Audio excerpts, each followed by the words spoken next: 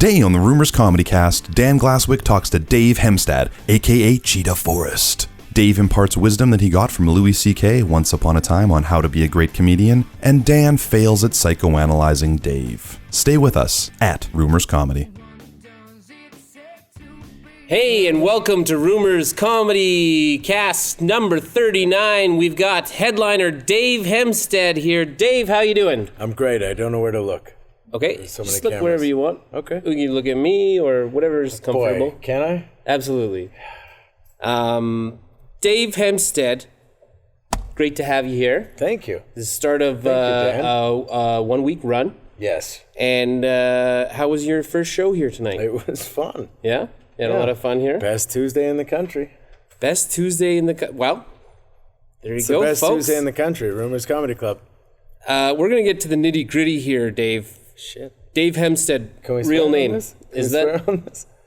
Swear I said like, shit. I'm sorry. Do we have no, to you can backtrack? say it. You can say it. Edit this. Shit. Well, yeah. Shit. Fuckity shit. Okay. Say something worse than that. Say it. No, you're dropping F-bombs. Real name, Dave Hemstad. Oh, this is awkward. Yeah. Real name, Dave Hemstad. Not a stage That's name. Right. Nope. Okay. Name three things. I don't believe in stage names. Was that something that you started with? It was like, It's my new policy. Move forward. Since I started, I said, be yourself. Okay. Yeah. We'll see later. Okay. Three things that we might not know about you. Three, just like what's Dave into? What makes Dave Dave? Oh gosh, what a great question. Well, what do you know about me? How would I know that? So I couldn't possibly know three things you don't know about me. Okay, if you were like on a first date, then but like if the date was kind of like, I don't want to like maybe make this into something later, but I'd like to learn something about you, what would you say? Right. I don't do as many push-ups as I used to. Is that the kind of thing you're looking for? Or do you want a more personal detail? Yeah. I still I have my driver's license. Okay. I don't know if you knew that about me. Have you ever had a DUI? I've been charged, not prosecuted. How does that work? So you kept it throughout? It didn't. It went my way in court.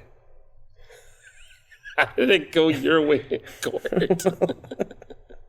Where are you going? Why are you laughing so early on this? Because we're so. You hired a good lawyer. Already. You hired a good lawyer. The evidence was suspect. It was suspect evidence. They had you drink in a room, and they tested your blood alcohol level, and they're like, there's no way. I didn't There's realize. no way. This guy's great. Best lawyer ever. Uh-huh. Come drink. Next question. All right. You went to Missouri State on a golf scholarship. Yes. Before you started when I comedy. went there, it was called Southwest Missouri State. Okay. They've since changed the university. It's now Missouri State. To be more impressive. But yes, I was on a golf scholarship. Did they have it like a North Missouri? They had a Southeast Missouri State, and then a Southwest Missouri State was like, we're the biggest. Like, we should just be Missouri State. And it took a while, but they got it. Yes, they are now Missouri State. And you, I mean, you know, from reading a little bit of your history here, you were a pretty relatively successful golfer. Yes. And then you decided to do comedy. Yes, that's also instead. correct. Yes. What made you decide to do comedy? It's funnier. Okay. That's a great answer. Okay, are we done?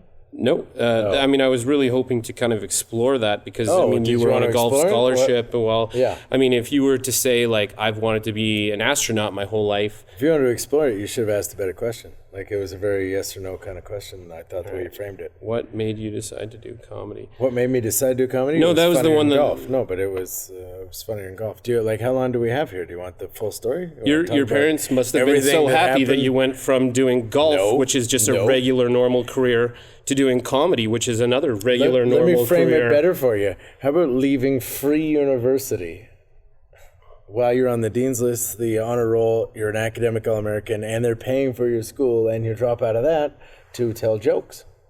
Very disappointed.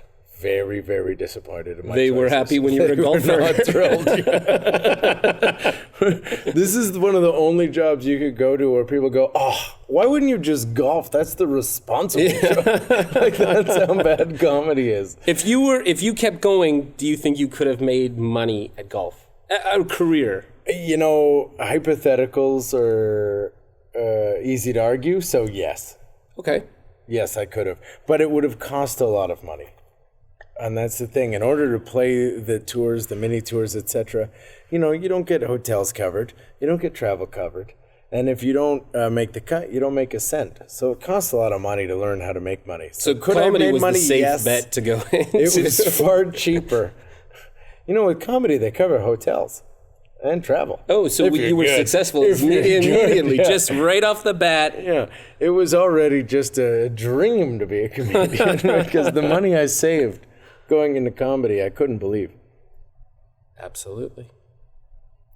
This is just my way of moving on to the next question. Absolutely. Is that what your go-to segue is? Just shut it down. Absolutely.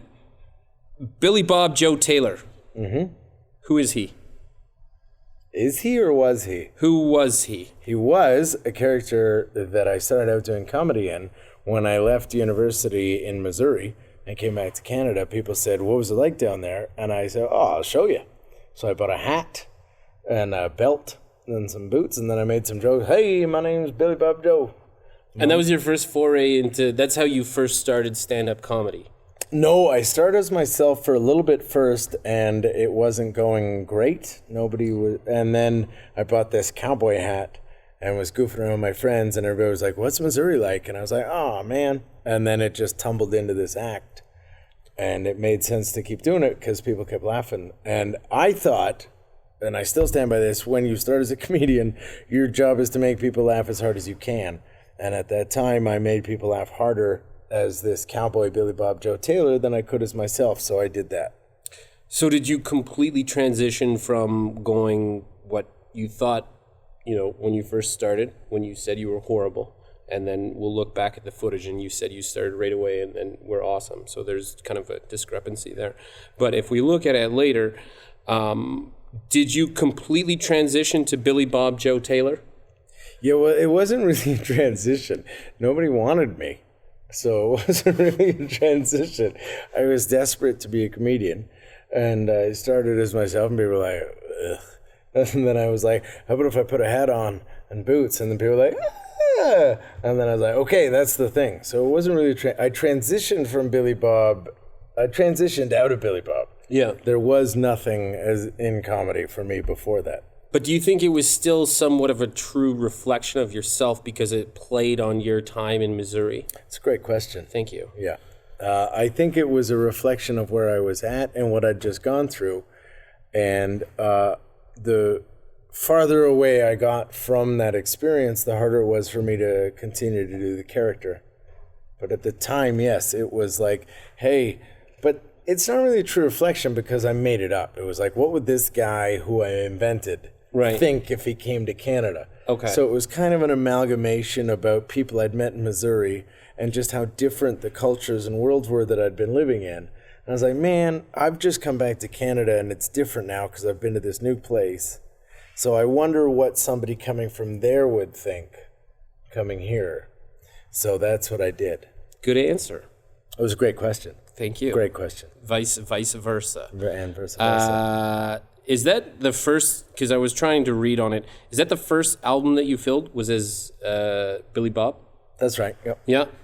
And then you retired that character. So yeah, in like 2005, I started, the character kind of, I don't know, who's this show for? Is this for comedians or fans of comedy? I think it's a little bit of both.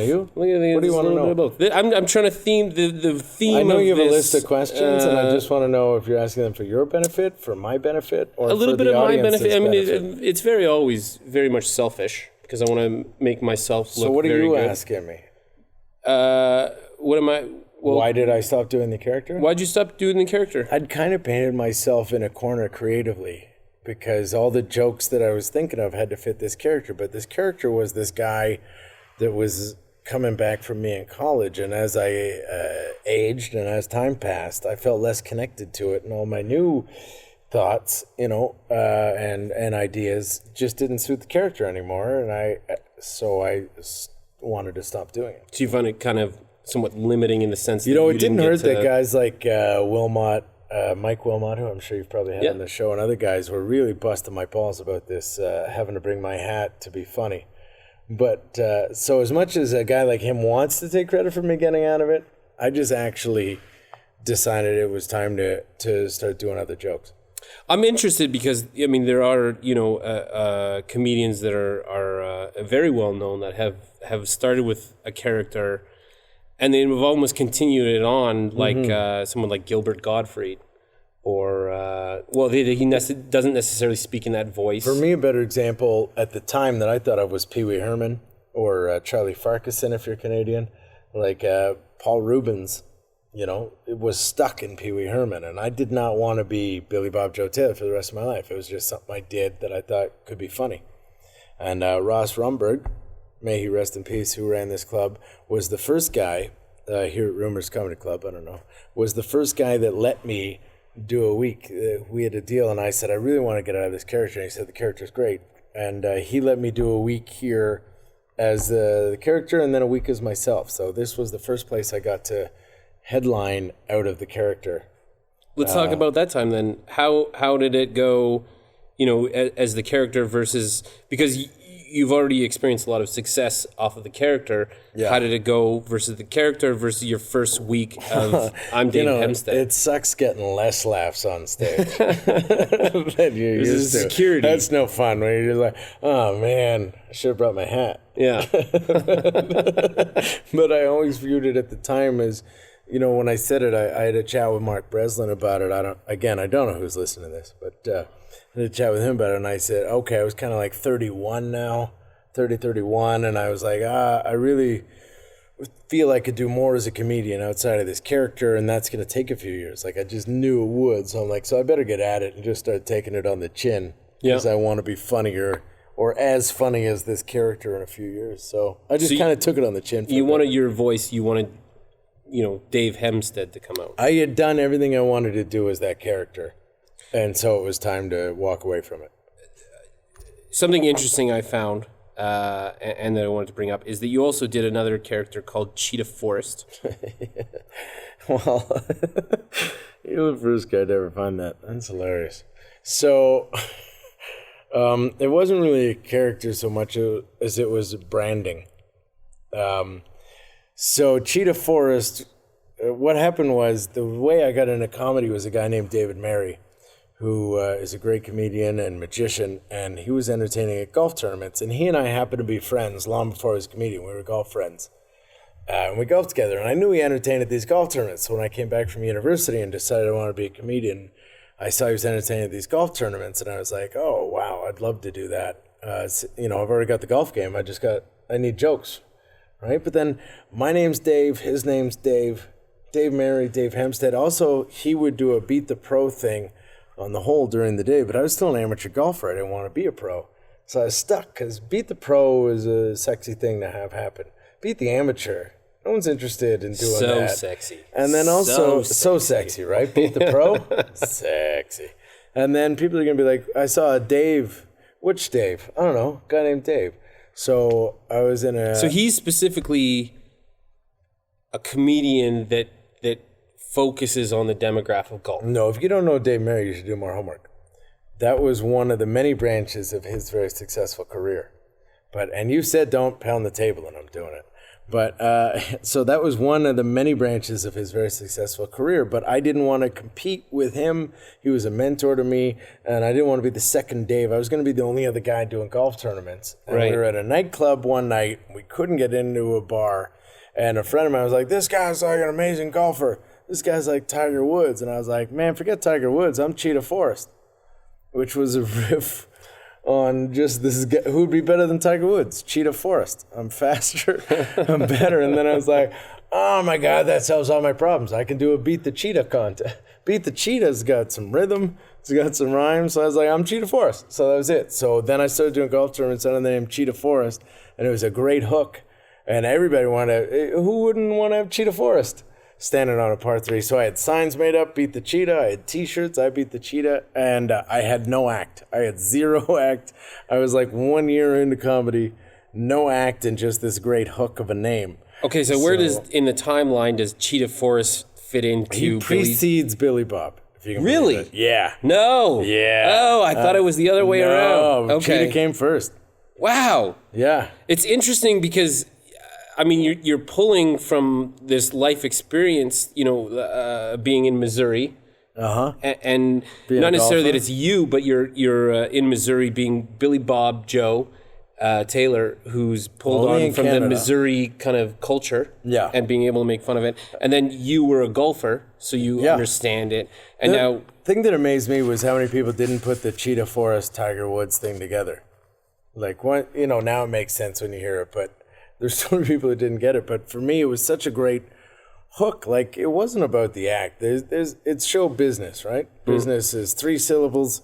Show is 1, and that's how I've always sort of understood that it works. It's not like, my approach was business. I'm not a business person. I suck at business, but I understood that there's another blonde white guy named Dave no one's going to remember. And I didn't have a good enough act to be like, that guy was amazing. I want to learn his name. So I came at it like, this is what I want to do. I'm 25 years old. I need to make a living at it immediately.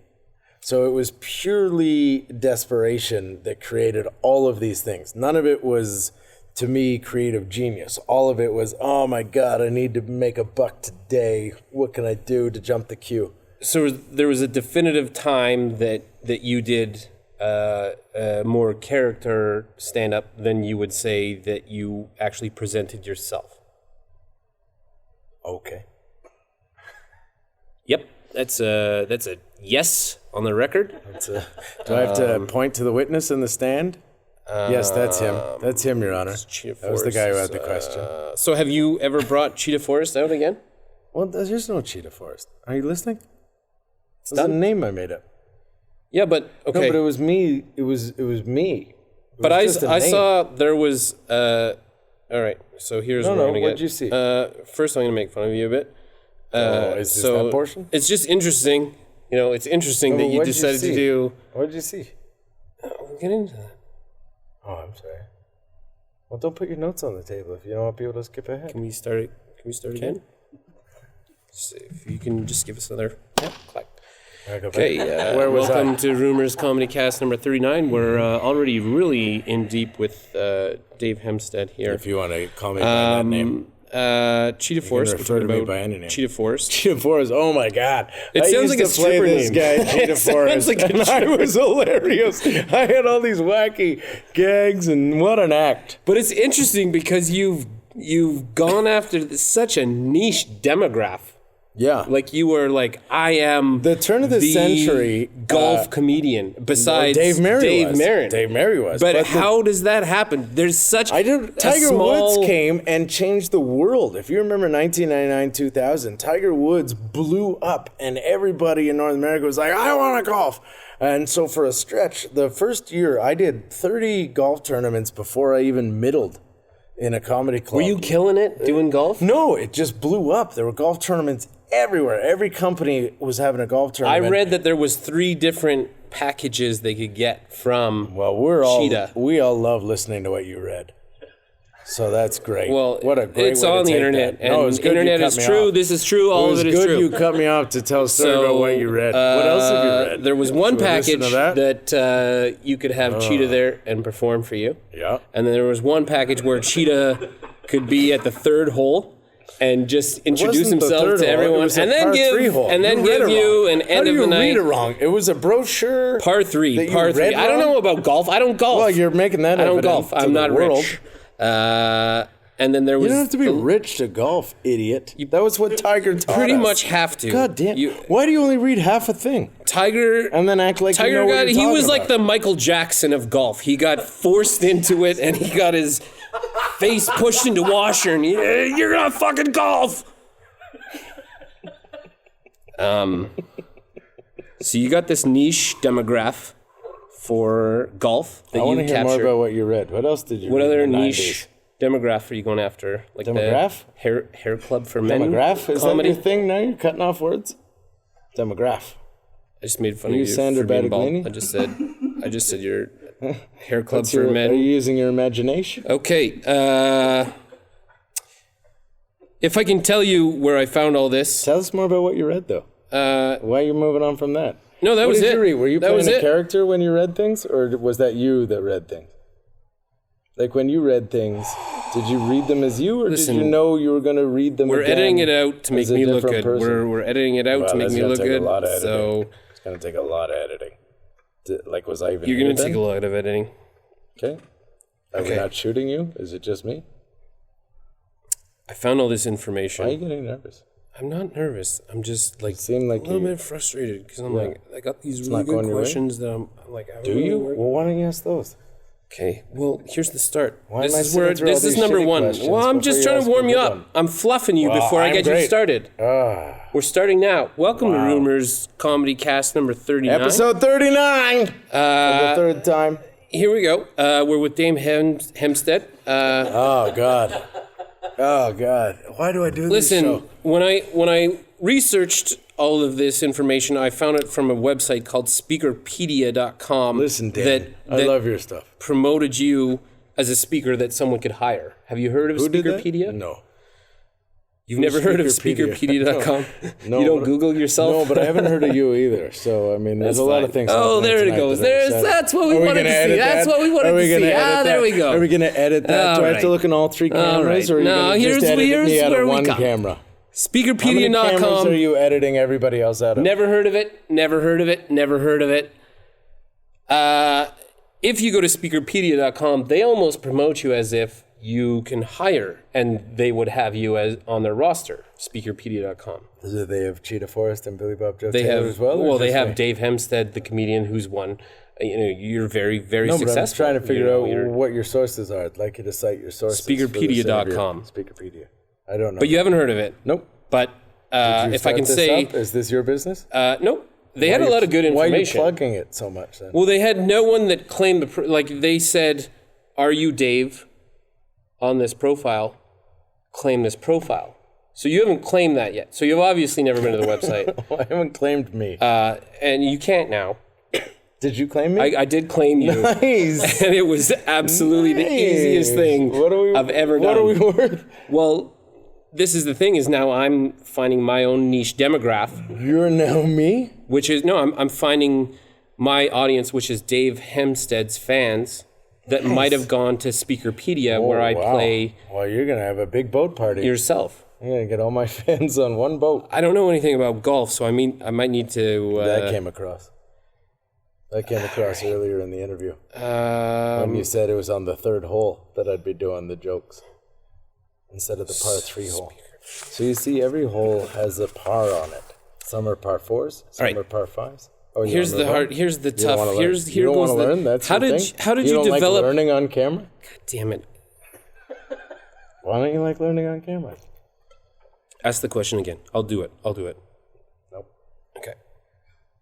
How did you develop your voice then when you were doing these characters? I did it by learning. So were you doing it during? So why would I? Like, were you doing open mics and saying, like, I want to do my jokes as this, but this is maybe the character that I will play on stage? How did you transition? Another great question. How did I transition? I don't know if I've found my voice so much as I'm still finding it. I think... Really? Yeah, sure. It's still, I try to write... John Panetta, I was able to open for him, and he taught me this word, which seems obvious, but it was about writing organically. You try to take from things that happen in your life. So I think looking back, it's easier to understand how I left these characters than at the time why I did it. Looking back, it makes more sense.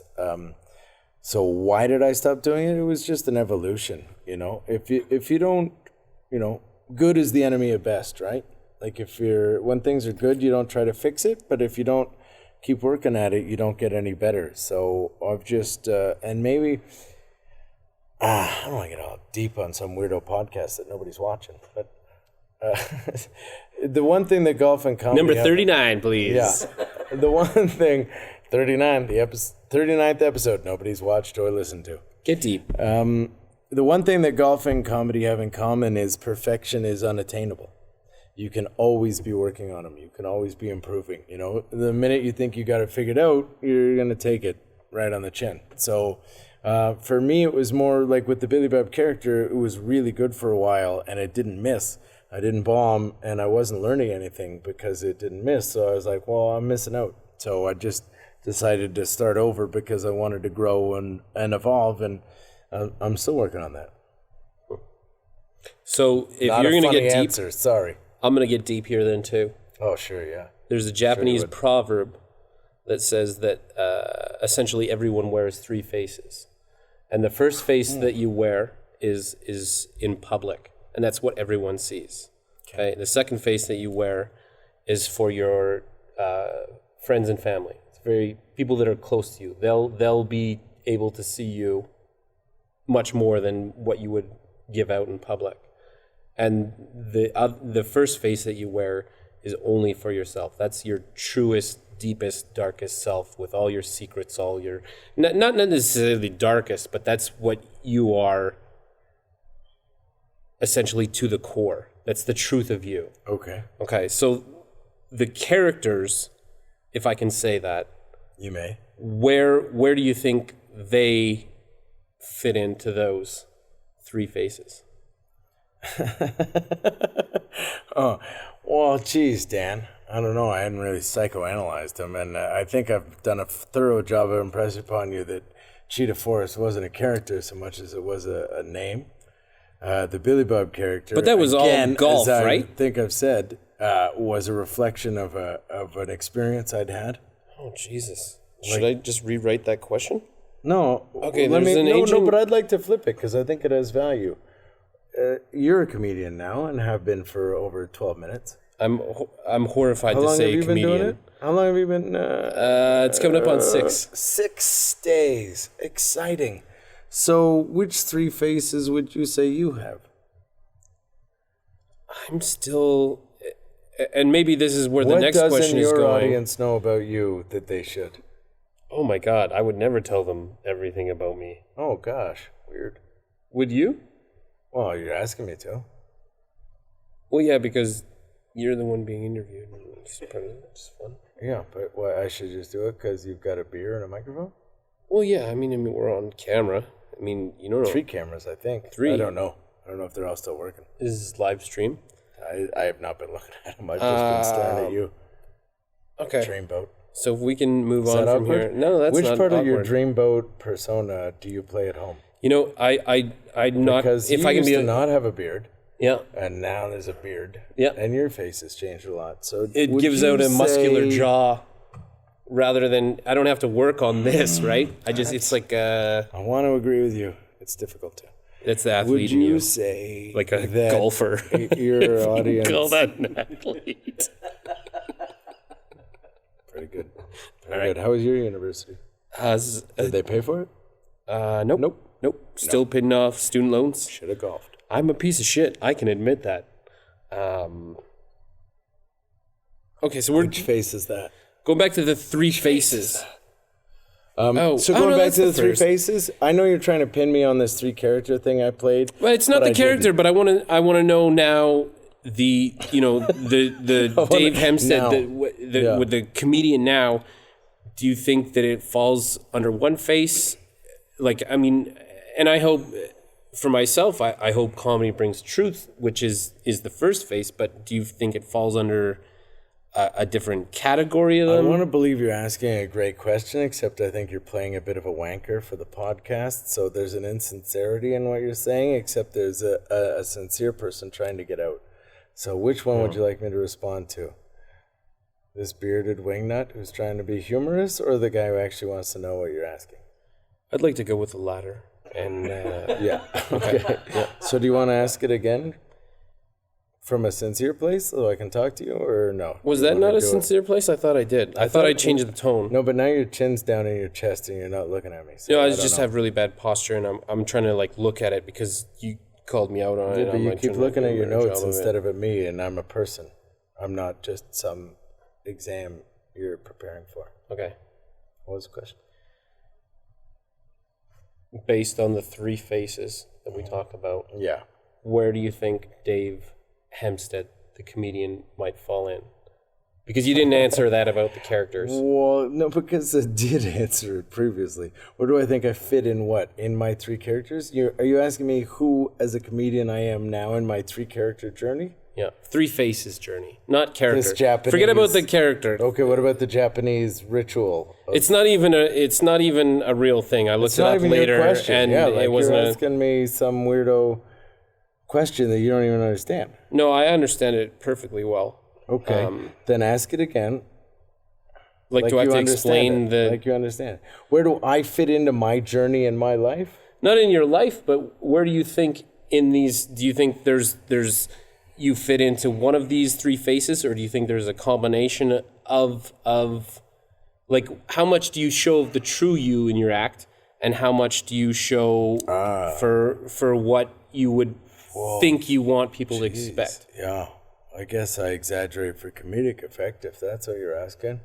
I certainly, at the time, put on masks so I could put on more of a show, because at the time I didn't know enough about what I was talking about, or I didn't have enough of me to expose to have what I thought was value as an entertainer. So I had these characters because I really just wanted to make people laugh, and I thought these characters could do that. And now I have more of a sense of who I am, so I feel I speak from a more honest place. But wow, is that where you wanted us to go? I think so. I think it's pretty good. It just seems true. I really one of those just things feel I'm always learning. I can tell you this, when the second ever show I did, I opened for a guy named Louis C.K. back in '99, and so he was pretty good. At the time, he wasn't even Louis C.K. He was just a guy who happened to be named Louis C.K. who was incredibly funny, and so it was. I got paid $10 on a Friday. It cost me $5 to park. No way. Yeah, $10. Wow. Cost me $5 to park, and then I bought a beer, $3.75. So I was down to like $1.25, and I hadn't even started yet. And then after the show, he was phenomenal. And so I said, "Can I buy you a beer? Can you shave my learning curve?" And he said, "Sure." So I went in the red that night, and I asked him, "What can you tell me?" And he said, "First of all, it takes 15 years." He said, "Settle in. Roseanne, Tim Allen, Ray Romano, Seinfeld, they're all doing it 15 years, so just settle in." And he said, "Second of all, you might go through a stretch where you're not funny. Hang in there, work through it." I couldn't buy a laugh my second year. I don't know why. And he said, "Third of all, don't go to New York or LA until the industry pushes you there. And if you're good enough, the industry will push you there." So I'm in my 15th year now, and it's starting to make more sense to me. Like, it just takes a while to strip away all the things that aren't you. I think when you start out as a comic, you do impressions, you beg, borrow, steal, anything you can to get a laugh. And as whatever you got to do to survive, it's a bizarre business. That's what we were looking for! Are you kidding me? Oh, the raw honesty. That was amazing. I applaud you. Wow, that was beautiful. That is beautiful. Wow. That's great. Yeah, re-edit it and put that again. Wow. So I saw Louis several years after that and told him that story. And I said, "I was just wondering if you had any amendments." And he said, "Well, what'd I say?" I said, "You said it takes 15 years. And he said, "Yeah, make it 20. Really? Yeah. Did you want a real story, or did you just want to yell? No, that's what I wanted. No, yell at the camera on that one. That's the better part of We got another question! Oh, this guy's incredible! What an interview! Oh, I assume you're still riveted 34 boring minutes later. Oh, wow! Oh, this guy with his research. Woo! Everybody still awake at home? If not, tune in next week when he looks up somebody else's history and asks them what they did on a grade 3 finger painting test. All right. And just to follow up. Why did you choose purple? Dave. Why'd you go with purple when blue was available? Do you know why you did purple? Because there was blue. Did you ever read the ancient Indian study about people who choose blue are actually secretly hiding yellow? So where does Dave, the comedian, start? and Dave the person end. Oh, and I'm gonna fire questions off at you here. You ready? Yep. Just answer them as quickly as you can. This is one of those things that you have to answer quickly, so it's honest. Everybody. All right, favorite ice cream? Rocky Road. Fucking quicker next time. Beer or liquor? Okay, ask me again then, God damn it. Favorite ice cream? Rocky Road. Beer or liquor? Beer. Rice or toast? Toast. Yogurt or toast? It's the same. Yogurt or toast? What? Yogurt. Celery or toast? Just fucking answer it. Toast. Pie or toast? Pie. What goes in a toaster? It's not pie. You can't be fooled. You can't be fooled. Dave, you've been wonderful. In all seriousness, here. What advice could you give to aspiring comedians? Go home. Or people in general that just want to find their voice, that want to understand what their voice is? It's too late. Okay. You're going to edit this anyway, so that's fine. We can cut that. I left my drink, so you could cut around it. Any advice to people that want to find their voice? Yeah, keep at it. Yeah? Don't quit. You'll get there. Beyond comedy. Same thing. Same thing? Don't quit. Just keep at it. Believe in yourself? If you can, that's awesome. Yeah, there's a real power in not quitting. You know, if on a day you want to quit, you don't. You'll find a whole new series of chemicals release in yourself, and you'll discover inspiration there. The whole point is we're all going to die, and trying to wring the cloth and get as much out of it as you can. I know that's not what you were looking for, but we're going to edit this out. Dave is here till Saturday. He is one of the best comedians that we are able to bring in here. I highly recommend you come see him before Saturday. Make sure you get your tickets before they're sold out. Is there any other shows that you want to plug coming up beyond this that people can come see you? Like 4 minutes ago, there's a clock behind that says we're done. No, it's not done. And they're not at anything. I thought we were done. Anything else you want to plug? I thought we were just doing a snapshot now. Is there any cheetah performances coming up? Mm-hmm. I thought you got to do one to that camera too. And one to that camera too. Okay, let's look at this. Nothing else you want to plug? Yeah. I'm going to be at Rumors all week. Okay. Come see him. He's hilarious. Mm-hmm. Dan Glasswick, you're going to be hosting one night, right? I hope. That's a big break. I'm gonna. It's gonna be great. Probably avoid it because I know you're gonna be loaded. I know I'm gonna be Googled. Did you get a whole night? No, I got one show. That's good. You keep at it. Thank you. Maybe come up with a character. I should. I told you I'm going after Dave Hemstad's audience, playing Dave Hemstad for Speakerpedia.com. Are we done yet? Yeah. Okay. This is good. All right. Have you got a character yet? Good luck. That's just stupid. Thank you. He's coming down.